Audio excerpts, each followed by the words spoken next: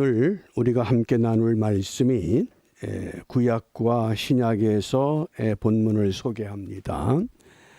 먼저 우리 구약의 에스겔서 1장 4절과 5절 또 1장 10절입니다. 오늘 말씀의 주제가 내 생물의 형상, 내 생물의 형상 주제를 기억하면서 우리 오늘 본문 말씀 먼저 에스겔 1장 4절 5절 우리 함께 읽습니다.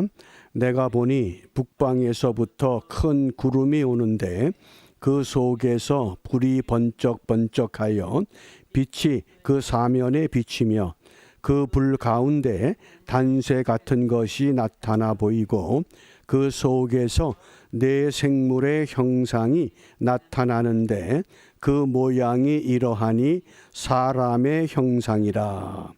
에스겔 1장 10절 같이 읽습니다.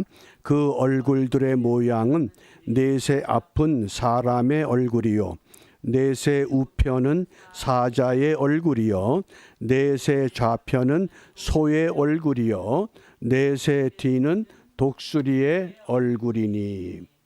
이어서 요한계시록 4장 6절 7절 같이 읽습니다.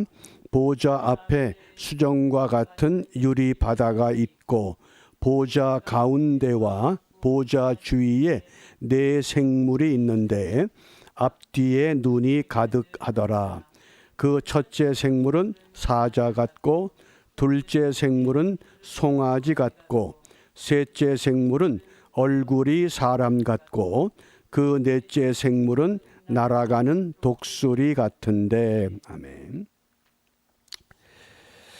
오늘 이미 소개한 대로 설교 주제가 네 생물의 형상, 네 생물의 형상. 말씀을 나누기 전에 우리가 신앙생활하면서 마지막 때에 어떤 일이 일어날 것인가에 대한 이야기를 많이 들으셨을 것입니다. 그 들었던 이야기 중에 한 가지가 현재 예루살렘에는 과거 성전이 세워졌던 그곳에 이슬람 사원이 세워져 있습니다. 그래서 많은 사람들이 마지막 때가 되면 그 이슬람 사원을 유대인들이 빼앗고 그곳에 다시 성전을 재건하면 마지막 메시아가 오신다. 우리가 그런 이야기를 자주 들어왔습니다. 과연 그것이 성경적인가? 오늘 우리가 이 에스겔서와 요한계시록을 통해서 그 의미를 정확하게 우리가 성경적으로 살펴보려고 합니다. 에스겔이라고 하는 이름의 뜻이 하나님이 힘을 주신다. 하나님이 힘을 주신다. 또는 하나님이 강하게 하신다.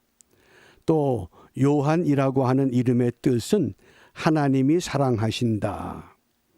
이 이름만 가지고도 우리가 하나님의 은혜를 간절히 사모할 수 있습니다. 하나님이 사랑하시기 때문에 오늘도 우리 모두에게 힘을 주시고 강하게 하실 것이라고 하는 약속입니다. 과거 에스겔과 과거 요한을 통해서만 말씀하신 하나님이 아니라 그 선지자와 그 사도를 통해서 오늘날도 우리들에게 사랑하시기 때문에 우리에게 힘을 주시고 강하게 하실 줄 이 예배를 통해서 다시 한번 깨닫고 그 은혜에 우리 모두가 참여할 수 있기를 주님의 이름으로 부탁합니다. 에스겔서는 기원전 592년서 571년경에 기록된 말씀입니다. 요한계시록은 기원 후 95년, 96년 이 경에 기록된 말씀입니다. 에스겔서와 요한계시록의 시간차는 대략 700년입니다. 그러면 2020년 우리가 지금부터 에스겔서까지의 시간 차이는 2500년, 요한계시록은 2000년. 이게 무슨 의미입니까? 하나님의 계시는 시간이 얼마나 지나든지 100년이 지나든 700년이 지나든 2000년이 지나든 변함이 없다고 하는 말씀입니다. 그런 의미에서 우리가 이 에스겔서의 구성을 잘 이해하셔야 됩니다. 우리가 요한계시록을 읽기 위해서는 다니엘서, 에스겔서, 또 이사야서, 스가랴서 이런 선지서들을 잘 읽을 필요가 있습니다. 그런 의미에서 우리가 지금 에스겔서를 읽고 있는데 에스겔서는 전체가 48장으로 구성되어 있습니다. 1장부터 32장은 심판에 대한 예언입니다. 33장부터 48장은 회복에 대한 예언입니다. 특별히 회복에 대한 예언 가운데서도 둘로 나누어집니다. 33장에서 39장까지 새 이스라엘의 회복,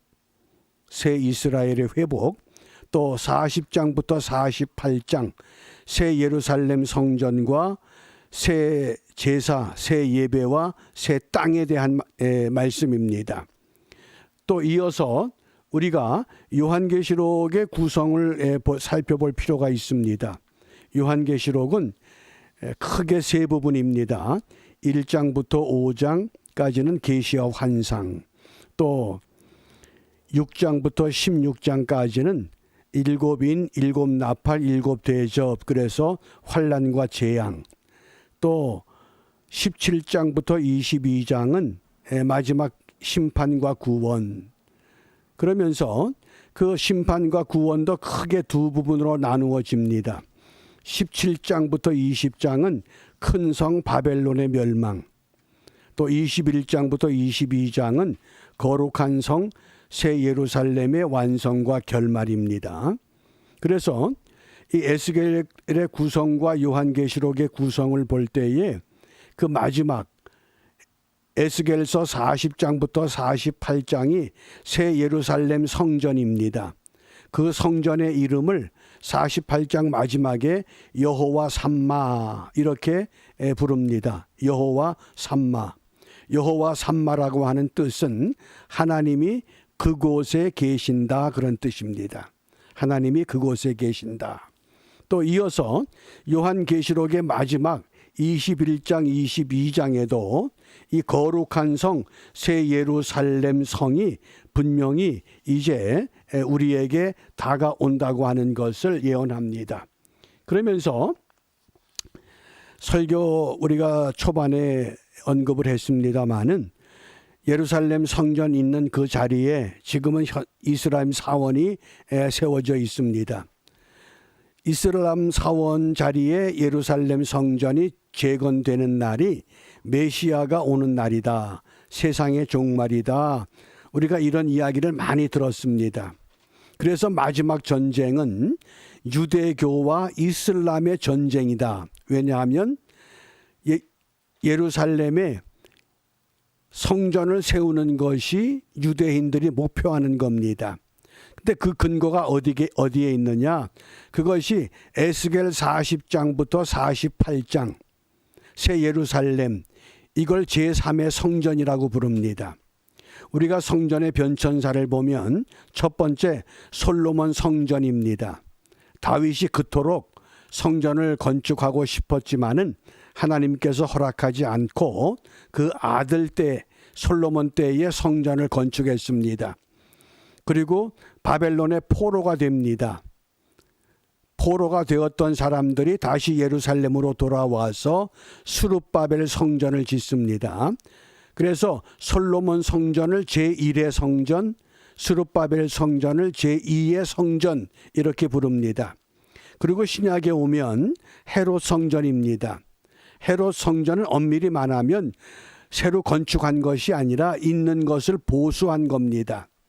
헤롯이라고 하는 왕이 유대인들의 환심을 사기 위해서 그 성전을 보수하기 시작한 겁니다. 그러므로 엄밀히 말하면 제1성전은 솔로몬 성전, 제2성전은 수룹바벨 성전. 그래서 유대인들은 에스겔서에 예언된 그 성전을 제3의 성전이라고 부릅니다. 그런데 문제는 에스겔 성전과 요한계시록의 성전은 이 땅에 한 번도 건축되지 않았던 성전입니다. 이걸 염두에 두셔야 됩니다. 다시 한번 강조합니다. 에스겔 성전 제3의 성전과 요한계시록의 환상으로 보여진 성전은 이 땅에 단 한 번도 건축되지 않았던, 단 한 번도 세워지지 않았던 성전이다. 이것을 기억하시길 바랍니다.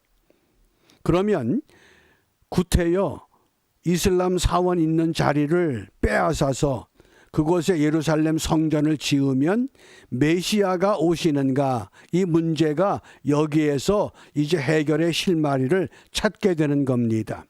그러므로 우리가 오늘 이 본문을 다시 한번 명확하게 이해할 필요가 있습니다. 그 근거가 어디에 있는가? 우리가 내 생물의 형상이라고 하는 에스겔서 1장 4절 5절 말씀, 내가 보니 북방에서부터 큰 구름이 오는데 그 속에서 불이 번쩍번쩍하여 빛이 그 사면에 비치며 그 불 가운데 단쇠 같은 것이 나타나 보이고 그 속에서 내 생물의 형상이 나타나는데 그 모양이 이러하니 사람의 형상이라.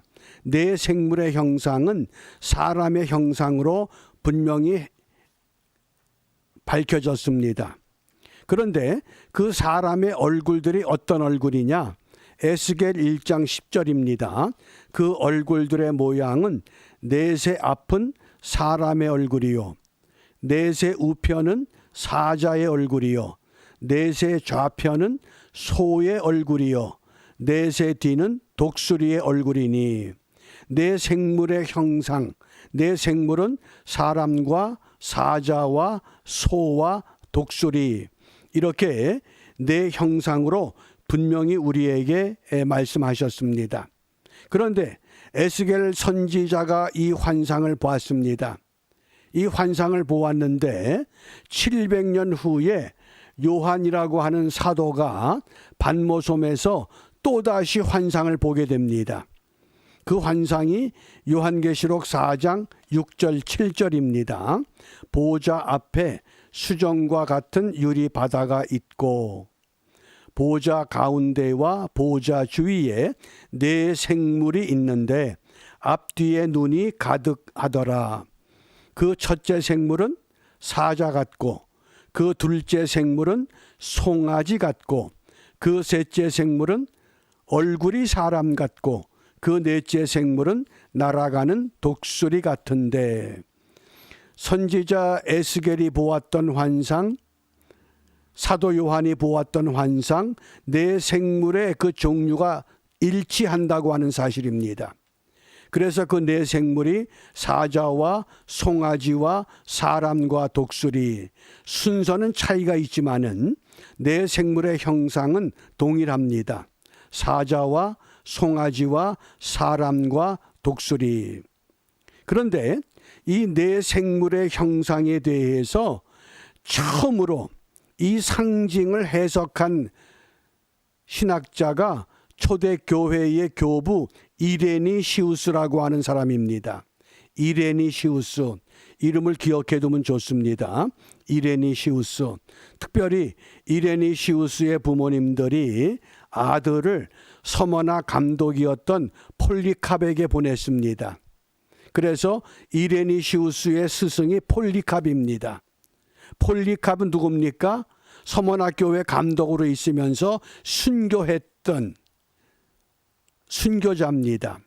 그러니까 좋은 스승 밑에서 정말 좋은 교육을 받았습니다. 그리고 이레니시우스가 이 네 생물에 대해서 이렇게 해석을 했습니다. 이런 해석을 하게 된 이유가 세 가지입니다.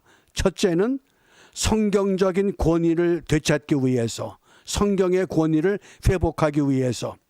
두 번째는 사도직의 계승을 위해서, 사도직의 계승. 그 다음에 세 번째는 이단들을 척결하기 위해서, 이단의 척결을 위한 세 가지 목적을 가지고, 사자는 왕권이다. 사자, 왕권입니다. 왕. 황소는 희생. 사람은 신의 육화. 성육신을 말하겠죠. 독수리는 교회를 지탱하는 성령이다. 최초로 이레니우스가 이렇게 내 생물에 대해서 해석을 내렸습니다. 이 해석이 학자들마다 서로 의견이 다릅니다. 다른 의견이 있지만은 오늘 우리가 함께 나누고자 하는 대부분의 학자들과 목회자들이 이 내 생물을 어떻게 우리가 확인하느냐, 어떻게 소개하느냐. 예수님은 내 생물의 모습, 첫째는 뭡니까? 라이온, 사자. 두 번째는 억스, 황소. 세 번째는 맨, 사람. 네 번째는 이글, 독수리. 그래서 이것이 과연 무엇을 의미하느냐, 이것을 의미하는 것이 사복음서와 연결을 시키는 겁니다. 학자마다 이 복음서 연결이 다릅니다마는 대다수의 신학자들과 목회자들이 이 복음서를 이렇게 연결합니다. 첫 번째, 마태복음은 사자복음입니다.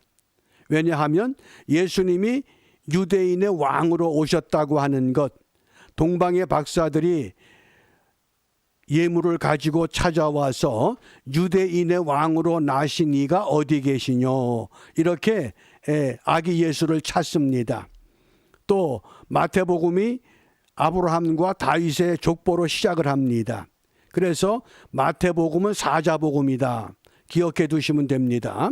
그 다음 두 번째는 마가복음은 황소복음이다. 왜냐하면 황소라고 하는 이 짐승, 이 생물은 태어나서부터 죽을 때까지 주인을 섬깁니다. 또 죽은 다음에는 버릴 것이 하나도 없습니다. 꼬리는 꼬리곰탕, 또 다리는 우족탕, 오만 거 가죽은 또 껍데기는 가죽. 그래서 완전히 희생을 상징한 겁니다. 왜냐하면 이 마가복음을 기록할 때에 마가복음을 로마 사람들을 겨냥한 겁니다. 로마 사람들이 세상을 지배하고 있기 때문에 그 세상을 지배하는 강한 사람들에게 메시아가 왕이다 그러면 이거는 반역밖에 되질 않습니다. 메시아는 섬기러 오는 황소와 같다. 그렇게 해서 이 복음이 전파되는 계기를 만들어준 것입니다. 그 다음에 세 번째, 누가복음은 사람 복음입니다. 인자라고 하는, 이레니우스가 해석했던 것처럼 성육신된 사람, 그 사람. 또 특별히 이 누가복음은 헬라 사람들을 겨냥한 복음입니다. 헬라 사람들이 철학을 좋아합니다. 철학의 주제가 자연과 물과 바람, 공기, 이런 주제에서 어디로 넘어오느냐, 사람에게로 넘어오기 시작한 겁니다. 그게 철학의 시작입니다. 그러니까 인간이란 무엇이냐, 이것이 헬라 철학의 과제입니다. 그럴 때에 그 헬라 사람들에게 예수님이 사람으로 오셨다는 겁니다. 예수님의 복음을 전하기 위해서 누가복음은 사람 복음이다, 이렇게 부릅니다. 그 다음에 네 번째, 이 요한복음은 독수리 복음이라고 그럽니다. 독수리가 날 짐승 중에서는 최고의 왕자 자리에 앉아 있습니다. 그 높은 곳에서 저 낮은 곳에 먹이가 있으면 통찰력으로 그 먹이를 찾아서 순식간에 내려와서 낚고 채갑니다. 그런 통찰력 때문에, 그래서 학자들마다 의견이 분분하지만은 오늘날 대부분의 신학자들과 목회자들이 내 생물을 복음서와 이렇게 연결시키고 있음을 정확히 이해하시면 됩니다. 어떤 사람은 이렇게 해석하고 저렇게 해석하는데 우리가 성경의 내용과 예수님의 그 모습을 보면 마태복음은 사자복음, 왕의 복음, 마가복음은 황소복음, 종의 복음, 누가복음은 사람의 복음, 그래서 이것은 인자복음, 또 요한복음은 독수리복음, 요한복음은 모든 사람을 향해서 주신 복음입니다. 어느 특정한 민족이 아닙니다. 마태복음은 유대인, 마가복음은 로마 사람, 누가복음은 헬라 사람. 그러나 요한복음은 모든 사람. 그래서 독수리는 뭡니까? 요한복음에 강조하는 것은 예수님은 하나님의 아들이시다. 이걸 강조한 겁니다. 하나님의 아들이신 메시아. 그래서 요 네 생물의 의미를 이해를 하시고 이제 우리가 정말 그 성전의 의미가 무엇이냐, 그 성전의 의미를 우리가 한번 성경적으로 짚어가겠습니다. 다시 한번 우리가 상고하시길 바랍니다. 정말 이슬람 사원이 있는 예루살렘에 유대인들이 그 성을 빼앗아서 그곳에 예루살렘 성전을 다시 재건하면 마지막 종말 메시아가 오신다. 우리가 그런 설교, 그런 이야기를 수도 없이 많이 들었습니다. 저도 그렇게 생각하고 지냈습니다. 그런데 근자에 이 말씀들을 정리하고 확인해 보면서 결코 그것은 잘못된 사고다, 잘못된 해석이다, 잘못된 방법이라고 하는 것을 오늘 우리 이 말씀을 통해서 정확히 함께 나누고자 합니다. 먼저 에스겔 40장 4절입니다. 에스겔 40장부터 마지막 48장까지가 새 예루살렘 성전에 대한 예언의 말씀입니다. 그 말씀 가운데 4절 말씀입니다. 에스겔 40장 4절 말씀 우리 다 같이 함께 읽습니다. 그 사람이 내게 이르되 인자야 내가 내게 보이는 그것을 눈으로 보고 귀로 들으며 내 마음으로 생각할지어다. 내가 이것을 네게 보이려고 이리로 데리고 왔나니 너는 본 것을 다 이스라엘 족속에게 고할지어다. 아멘. 말씀을 잘 확인하시기 바랍니다. 하나님께서 높은 산으로 에스겔을 이끌어서 그 높은 산에서 환상을 보여주신 겁니다. 사도 요한이 환상을 볼 때 어디에서 봤습니까? 반모섬에서 봤습니다. 그런데 그 반모섬에서 예루살렘 성전을 보여줄 때는 지극히 높은 곳으로 이끌어갔다 그랬습니다. 같은 맥락을 가지고 있습니다. 그러면서 그 에스겔 선지자에게 예루살렘 성이 앞으로 세워질 텐데 자, 눈으로 보고 귀로 듣고 마음으로 생각하라.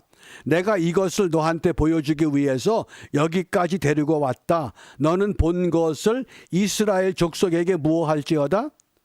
고할지어다입니다. 고할지어다. 이 단어가 매우 중요합니다. 고한다는 건 뭡니까? 말로 일깨워 주라는 말씀입니다. 건물을 지으라고 하질 않습니다. 깨우쳐 알게 해주라는 겁니다. 그러면 이제 우리가 성전 건축에 대해서 하나님께서 어떻게 말씀하시는가? 우리가 성경을 정확하게 읽을 필요가 있습니다. 제1성전 솔로몬 성전을 건축하게 될 때 하나님이 어떻게 말씀하시는가?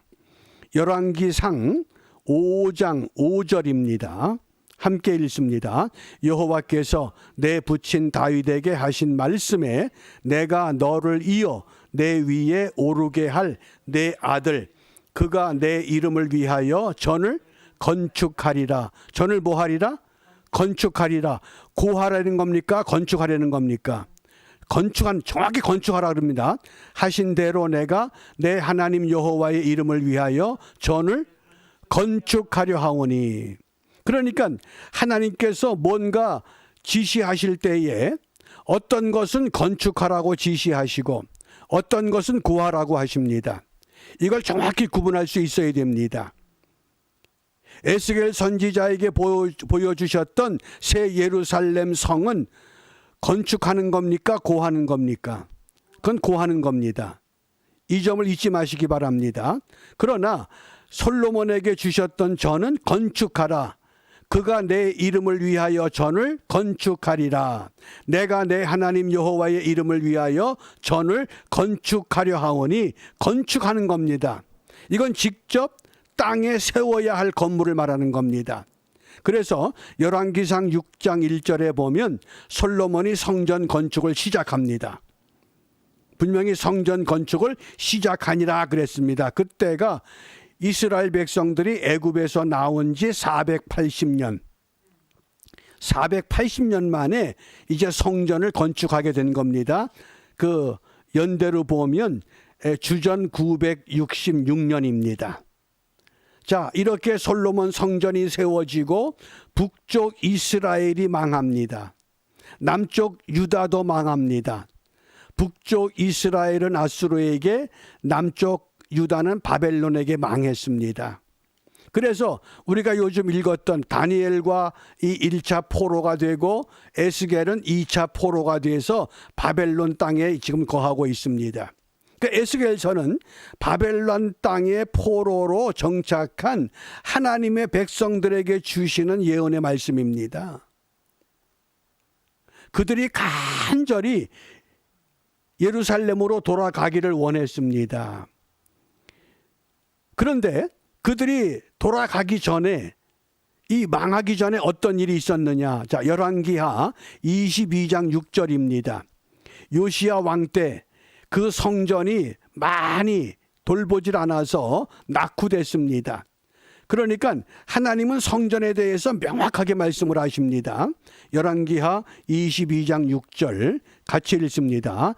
곧 목수와 건축자와 미장이에게 주게 하고 또 제목과 다듬은 돌을 사서 그 전을 못하게 하라? 수리하게 하라. 솔로몬 성전이 1차 세워졌는데 이들이 포로로 잡혀가기 전에 성전이 낡아졌습니다. 그래서 요시야가 8살 때 왕위에 올랐습니다. 어린 나이에. 그럼에도 불구하고 여호와 보시기에 정직히 행하여 다윗의 모든 길로 행하고 좌나우로 치우치지 않았던, 하나님이 정말 인정했던 왕입니다. 그러니까 성전을 수리하게 한 겁니다. 고하게 한 게 아닙니다. 분명히 1차 성전은 솔로몬에 의해서 건축하라. 그 다음에 그 성전을 요시야 왕 때 수리하게 하라 그랬습니다. 그리고 이제 이들이 그 포로가 됐던 겁니다. 그래서 포로가 된 사람들이 70년 만에, 예레미야의 예언대로 70년 만에 어떻게 됩니까? 예루살렘으로 돌아오게 됩니다. 자, 이제 돌아온 다음에 제2의 성전, 소위 말하는 스룹바벨 성전이라고 하는, 그때 활동했던 선지자들이 학개와 스가랴입니다. 그러니까 요한계시록을 읽기 위해서는 다니엘서도 읽어야 되고 에스겔도 읽어야 되고 에스라나 학개나 스가랴, 이사야, 이걸 전부 다 읽어야만 요한계시록이 이해가 되는 겁니다. 구약을 철저히 모르면 요한계시록을 이해할 수가 없습니다. 왜냐하면 요한계시록은 22장 404구절입니다. 그런데 404구절에 거의 전부 다가 구약을 인용한 메시지입니다. 구약을 인용한 예언입니다. 그러니까 하나님께서 그 말씀이 변함이 없습니다. 하나님의 계시는 변함없이 계속된다고 하는 사실입니다. 자, 우리 에스라 5장 2절 말씀을 같이 읽습니다. 이에 스알디엘의 아들 수룹바벨과 요사닥의 아들 예수아가 일어나 예루살렘 하나님의 전 건축하기를 시작하며 하나님의 선지자들이 함께하여 돕더니. 아멘. 수룹바벨이 중심이 돼서 예루살렘에 돌아온 백성들이 다시 그 옛날 솔로몬이 지었던 성전을 회상하면서 성전을 건축하기 시작합니다. 그때 함께 했던 그 선지자들 학개와 스가랴가 있습니다. 그래서 학개서를 좀 봅니다. 학개 1장 8절입니다. 1장 8절 같이 읽습니다. 너희는 산에 올라가서 나무를 가져다가 전을 건축하라. 그리하면 내가 그로 인하여 기뻐하고 또 영광을 얻으리라. 나 여호와가 말하였느니라. 아멘. 전을 무엇하라? 건축하라. 하나님은 명확하게 말씀하십니다. 이 전을 건축하라 그랬습니다. 바벨론에서 포로 생활하다가 70년 만에 돌아왔던 하나님의 백성들이 제일 먼저 무엇부터 해야 될까요? 전을 건축해야 되는데 전을 건축하지 않고 자기들이 거할 처소부터 준비하기에 바빴습니다. 그러자 하나님께서 그 백성들을 깨우친 겁니다. 선지자 학개를 통해서 너희는 산에 올라가서 나무를 가져다가 전을 건축하라. 먼저 할 것이 무엇이냐 이겁니다. 먼저 해야 할 일이 무엇이냐. 그래서 성전은 분명히 건축해야 할 곳입니다. 그러니까 하나님께서 어떻게 말씀하시고 어떻게 환상을 주시고 어떻게 예언을 주시든지 우리는 정확하게 그 의미를 깨닫고 그 의미대로 우리가 순종해야만 합니다. 그게 우리 믿음 생활입니다. 그래서 성전은 분명히 건축하라고 말씀하셨습니다. 다시 한번 이제 우리가 에스겔서를 봅니다. 솔로몬의 성전과 스룹바벨의 성전을 건축하라고 하셨던 그 하나님께서 왜 에스겔 선지자에게 이렇게 말씀하셨는가 하는 겁니다. 우리 에스겔 40장 4절 다시 한번 함께 읽습니다. 그 사람이 내게 이르되 인자야 내가 내게 보이는 그것을 눈으로 보고 귀로 들으며 내 마음으로 생각할지어다. 내가 이것을 네게 보이려고 이리로 데리고 왔나니 너는 본 것을 다 이스라엘 족속에게 고할지어다. 아멘. 에스겔 성전 제3의 성전은 건축하라고 예언하시고 환상을 주시고 말씀하신 것이 아니라 뭐 하라고 알려주려는 겁니다. 그러니까 건축할 문제가 아니라고 하는 겁니다. 그럼에도 불구하고 유대인들은 예루살렘 성의 이슬람 사원을 빼앗아서 그곳에 성전을 지으면 메시아가 오신다고 하는 걸 지금도 믿고 기대하고 그 일을 위해서 헌신합니다. 또 많은 사람들이 마치 그것이 마지막 때에 반드시 성취되어야 할 가장 중요한 성경적 마지막 사건이라고 그렇게 믿고 그렇게 또 가르칩니다. 그런데 분명히 말씀을 보면 에스겔 성전은 건축하라는 것이 아니라 뭐하라? 고할지어다. 알려주려는 겁니다. 알려주기만 하려는 겁니다. 내가 본 성전이 이렇다. 그러면 그 이러한 성전이 오늘 700년 후에 반모섬의 사도 요한에게 어떻게 계시하셨느냐, 어떻게 말씀하셨느냐, 어떻게 예언하셨느냐, 우리가 그걸 확고하게 깨달으면 됩니다. 요한계시록 21장 2절입니다. 함께 읽습니다. 또 내가 보매 거룩한 성 새 예루살렘이 하나님께로부터 하늘에서 어떡합니까? 내려오니 그 예비한 것이 신부가 남편을 위하여 단장한 것 같더라. 아멘. 자, 새 예루살렘은 사람의 손에 의해서 건축되는 겁니까? 하늘에서 내려오는 겁니까? 내려오는 것이기 때문에 선지자 에스겔에게 뭐라고 말씀했습니까? 너는 본 것을 다 이스라엘 족속에게 뭐하라? 고하라는 겁니다.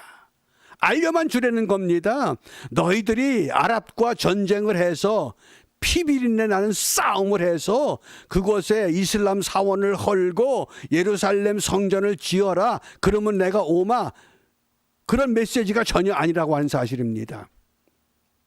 그런데 우리는 이제까지 그런 메시지에 상당히 심취되어 있었습니다. 언제 팔레스타인의 마지막 전쟁이 일어나서 그 이슬람 사원이 있던 그 자리에 예루살렘 성전을 짓게 될 것인가? 근데 어떻습니까? 과연 그것이 성경적인 가르침인가? 그것이 성경적인 교훈인가? 아무리 생각해도 그게 아니라고 하는 겁니다. 분명한 메시지입니다. 그래서 또 내가 보매 거룩한 성 새 예루살렘이 하나님께로부터 하늘에서 내려오니. 그 예비한 것이 신부가 남편을 위하여 단장한 것 같더라. 예? 요한계시록 21장 2절과 에스겔 40장 4절 말씀이 매우 중요한 말씀입니다. 우리 다시 한번 에스겔 40장 4절 함께 읽습니다. 그 사람이 내게 이르되 인자야 내가 내게 보이는 그것을 눈으로 보고 귀로 들으며 내 마음으로 생각할지어다. 내가 이것을 내게 보이려고 이리로 데리고 왔나니 너는 본 것을 다 이스라엘 족속에게 고할지어다. 아멘. 본 것을 다 고할지어다. 또 요한계시록 21장 2절입니다. 같이 읽습니다. 또 내가 봄에 거룩한 성 새 예루살렘이 하나님께로부터 하늘에서 내려오니 그 예비한 것이 신부가 남편을 위하여 단장한 것 같더라. 아멘. 아멘입니다. 정말 아멘입니까? 그래서 이 에스겔서와 요한계시록의 네 생물의 의미가 뭐냐? 한마디로 말하면 오직 예수입니다. 오직 예수는 오직 복음입니다. 그러므로 복음이라고 하는 예수라고 하는 이 명제 속에는 반드시 세 가지 사건이 포함되어야 합니다.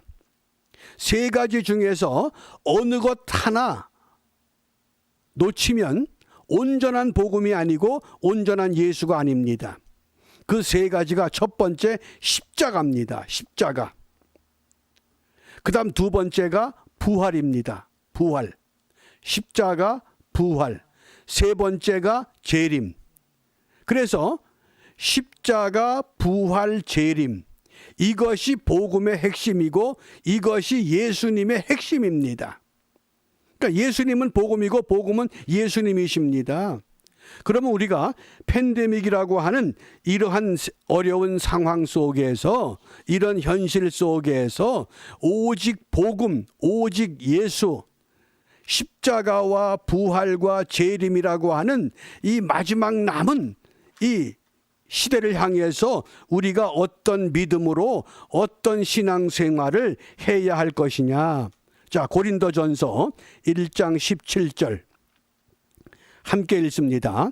그리스도께서 나를 보내심은 세례를 주게 하려 하심이 아니요 오직 복음을 전케 하려 하심이니 말의 지혜로 하지 아니함은 그리스도의 십자가가 헛되지 않게 하려 함이라. 아멘. 복음은 십자가입니다.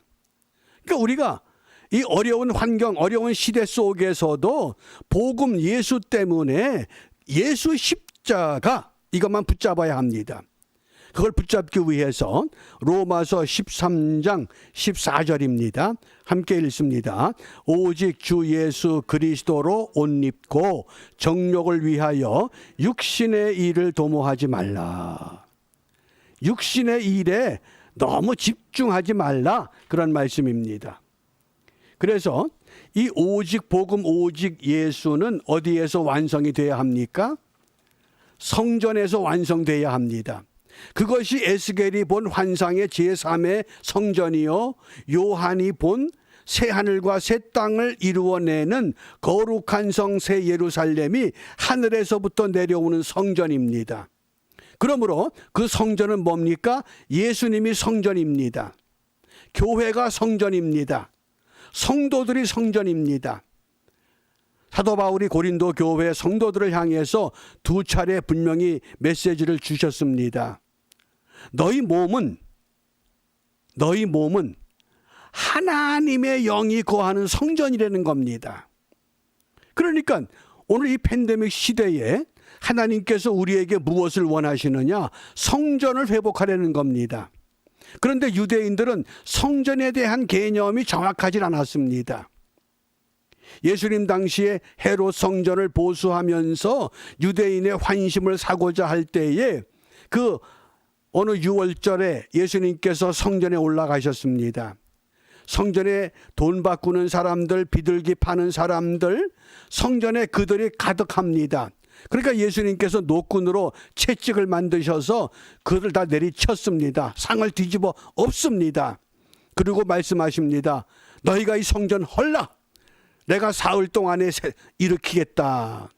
그러니까 유대인들이 화가 났습니다. 지금 헤롯이 36년 동안도 짓고 있는데 36년 동안 짓는 이 건물을 어떻게 3일 만에 네가 새로 짓는다고 하느냐. 예수님께서 분명히 해석을 하신 겁니다. 요한복음 2장 21절에 그러나 예수는 성전된 자기 육체를 가리켜 말씀하신 것이라. 예수님이 성전입니다. 에스겔 선지자에게 보여주셨던 새 예루살렘 성 여호와 삼마라고 하는, 하나님이 그곳에 계신다고 하는 그 메시지, 그 메시지가 오늘 우리가 팬데믹이라고 하는 이러한 환경 속에 우리가 나누어져 있지만은 하나 물어보겠습니다. 하나님이 여러분들이 계시는 그곳에 계십니까? 안 계십니까? 분명히 하나님이 그곳에 계시다고 하는 사실을 우리가 잊지 말아야 됩니다. 하나님은 계십니다. 그곳에 계십니다. 여호와 삼마, 그것이 에스겔 때에만 여호와 삼마가 아니라 오늘 이 시대에도 여호와 삼마입니다. 그 여호와 삼마라고 하는 의미를 우리 전부 성경을 찾으시기 바랍니다. 이제 요한계시록 21장. 그래서 에스겔과 요한계시록을 잘 연결할 필요가 있습니다. 요한계시록 21장.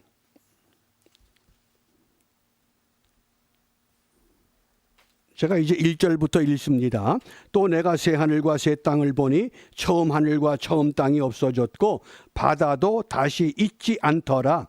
또 내가 봄에 거룩한 성 새 예루살렘이 하나님께로부터 하늘에서 내려오니 그 예비한 것이 신부가 남편을 위하여 단장한 것 같더라. 함께 읽습니다. 내가 들으니 보좌에서 큰 음성이 나서 가로되 보라, 하나님의 장막이 사람들과 함께 있음에 하나님이 저희와 함께 거하시리니 저희는 하나님의 백성이 되고 하나님은 친히 저희와 함께 계셔서. 아멘. 여기 보세요. 보라, 하나님의 장막이 사람들과 함께 있음에.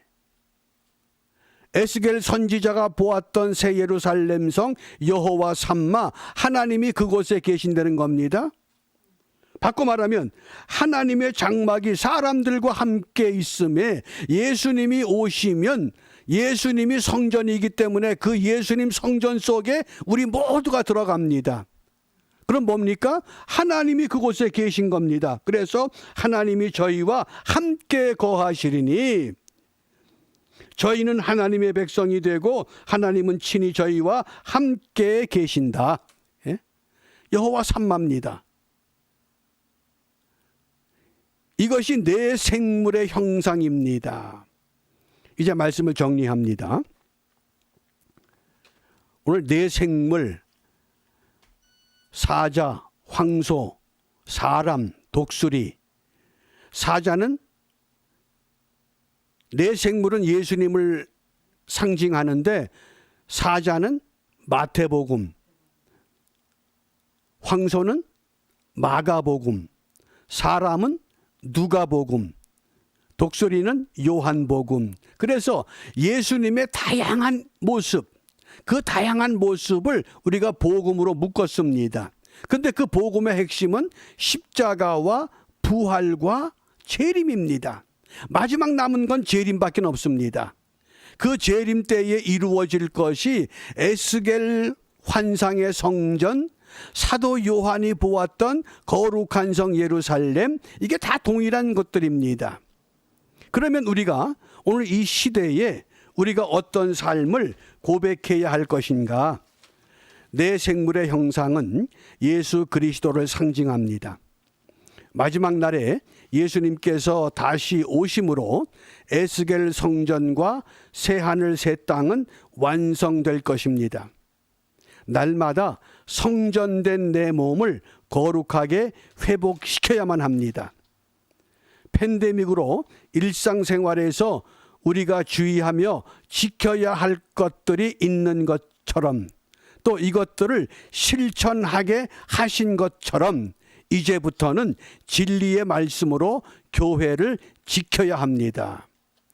팬데믹 시대에 하나님께서 우리에게 원하시는 것은 팬데믹 처치. 이 시대에 하나님의 교회를 바르게 지키라고 하는 겁니다. 바르게 세우라고 말씀하십니다. 그러면 우리가 이것을 어떻게 바르게 지켜야 합니까? 자, 우리 고린도전서 15장 58절입니다. 58절 함께 읽습니다. 내 사랑하는 형제들아, 견고하며 흔들리지 말며 항상 주의 일에 더욱 힘쓰는 자들이 되라. 이는 너희 수고가 주 안에서 헛되지 않은 줄을 알미니라. 견고하며 흔들리지 말라고 했습니다. 이번 수요일 우리가 모든 은혜의 하나님 곧 그리스도 예수 안에서 너희를 부르신 이가 잠깐 고난을 당하지만은 친히 우리를 온전하게 하시고 굳게 하시고 강하게 하시고 터가 흔들림이 없게 하신다 그랬습니다. 견고하며 흔들리지 말며, 이 말씀을 수요일 날 좀 더 보충해서 설명하겠습니다. 그 다음에 요한계시록 22장 20절입니다. 함께 읽습니다. 이것들을 증거하신 이가 가라사대 내가 진실로 속히 오리라 하시거늘 아멘 주 예수여 오시옵소서. 여기 속히라고 하는 것은, 이 타코라고 하는 것은 시간 개념이 아니라 그랬습니다. 어떤 개념이라고요? 반드시 오신다. 반드시 오실 것이다. 그 개념을 이해하셔야 됩니다. 그래서 이제 우리가 함께 이 말씀을 가지고 이 팬데믹 시대를 살아야 됩니다. 데살로니가전서 5장 23절입니다. 우리 같이 읽습니다.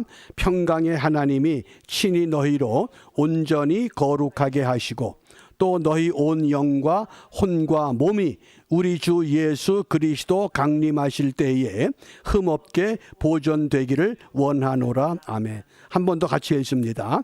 평강의 하나님이 친히 너희로 온전히 거룩하게 하시고 또 너희 온 영과 혼과 몸이 우리 주 예수 그리스도 강림하실 때에 흠없게 보존되기를 원하노라. 아멘.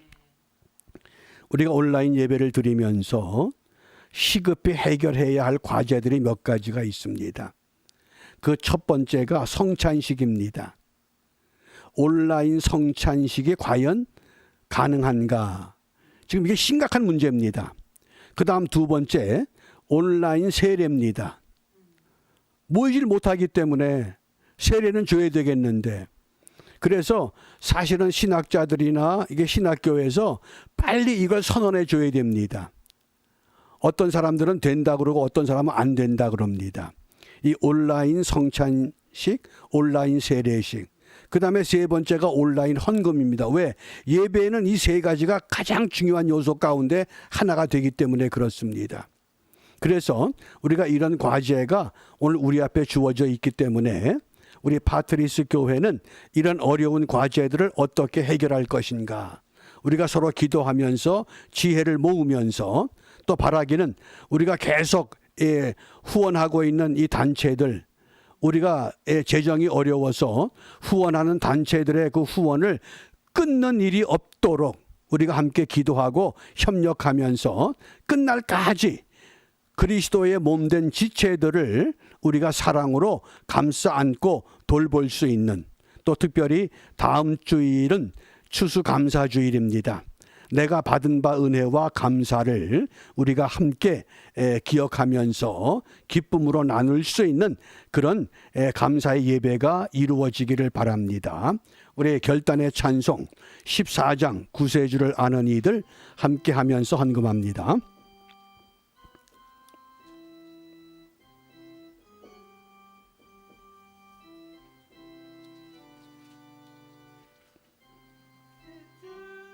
라는 이들 찬송하고 찬송하세. 맘과 뜻과 힘 다하여 경배 드리세. 주를 알지 못하와 니들 주가 진히 인도하사 그의 피로 구속하니 찬송할지라. 약한 사람 도움 받아 시험 중에 참게 되니 모든 죄를 이기림은 믿음뿐이라. 진리 되신 우리 주는 영원토록 변함없네. 성도들아 주를 믿어 길이 섬기세. 4절합니다. 진리 되신 우리 주는 영원토록 변함없네. 성도들아 주를 믿어 길이 섬기세.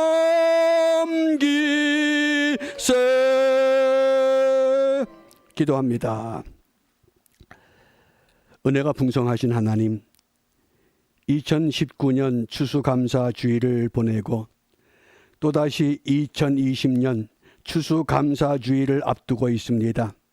지난 1년 동안 우리 모두를 지켜주시고 우리를 잔잔한 물가로 인도하신 우리 주님의 놀라우신 그 은혜와 그 사랑을 다시 한번 우리 마음 가운데 되새기며 우리 모든 성도들이 이 땅의 모든 교회가 주님 다시 오시기 전에 회복해야 할 것들을 회복할 수 있도록 성령으로 우리를 깨닫게 하시고 하나님의 말씀으로 우리를 다듬어 주셔서 정말 주님을 기뻐 맞이할 수 있는 모든 교회와 성도들로 축복하여 주시기를 원합니다. 이 시간 저희들이 어려운 가운데서도 정말 주님 앞에 우리의 소득의 10의 1과 감사와 주일과 여러 모양으로 구분하여 예물 드릴 수 있게 하셨습니다. 이것들이 모아져서 우리가 후원하며 돕는 단체와 기관들 마지막까지 그들과 함께 할 수 있도록 하나님께서 우리의 손을 붙들어 강하게 하시고 우리가 돕는 마음을 잃어버리지 않도록 주님께서 긍휼히 여겨 주시기를 원합니다. 비록 우리가 일상적인 생활들을 바르게 하지는 못한다 할지라도 어려운 환경 가운데서 사렙과 가부가 두렵던 생활비 전부를 내려놓음으로 말미암아 가장 귀한 것을 바쳤다고 칭찬 들을 수 있었던 것처럼 우리에게도 그와 같은 믿음을 허락하여 주시사 아버지 하나님이여 어려울 때에 함께 도우며 함께 나누며 함께 사랑하며 함께 일을 추진하여 하나님께만 영광 돌려보낼 수 있는 주의 백성들과 주의 몸된 교회로 아름답게 회복시키고 세워 주시옵소서.